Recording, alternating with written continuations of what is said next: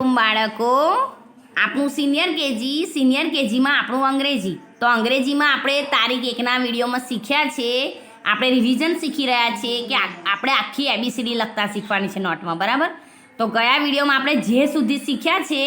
આજની આપણી 3જી તારીખમાં આપણે જે પછી શું આવે કે ફોર કાઇટ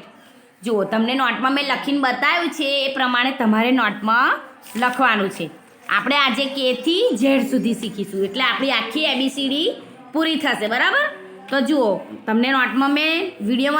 નોટમાં લખીને વિડીયોમાં મોકલું છું એ પ્રમાણે તમારે લખવાનું છે તો K for kite L for lion M for mango N for nest O for orange P for parrot Q for ક્વીલ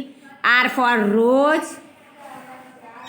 જુઓ બીજા પેજમાં P for parrot, Q for quail, R for rose, S for sheep, T for tiger. ફરી બીજા પેજમાં T પછી શું આવે U for umbrella, V for violin, W for watch, X for x-ray, Y for yacht, Y for યાક અને yacht પણ કહેવાય અને ઝેડ ફોર ઝીબ્રા આ પ્રમાણે આપણી આખી એબીસીડી 2 વિડીયોમાં પૂરી થશે મેં તમને એક જ લીટી લખીને બતાવી છે પણ તમારે આખું પેજ ભરીને લખવાનું છે બરાબર આ પ્રમાણે જુઓ મેં તમને એક લીટીમાં લખીને બતાવ્યું છે K for kite L for lion M for mango N for nest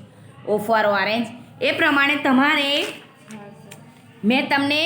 તારીખ 1માં એ થી જે સુધી અને તારીખ 3જીમાં કે થી ઝેડ સુધીની આખી એબીસીડી મેં લખાઈ છે એ પ્રમાણે તમારે નોટમાં લખવાની છે તમારે આખું પેજ ભરીને લખવાનું છે કે ફોર કાઇટ એવું આખી લાઈન લખાઈ જાય એટલે એલ લખવાનો છે એ પ્રમાણે મેં તમને કે થી ઝેડ સુધી લખીને બતાવ્યું નોટમાં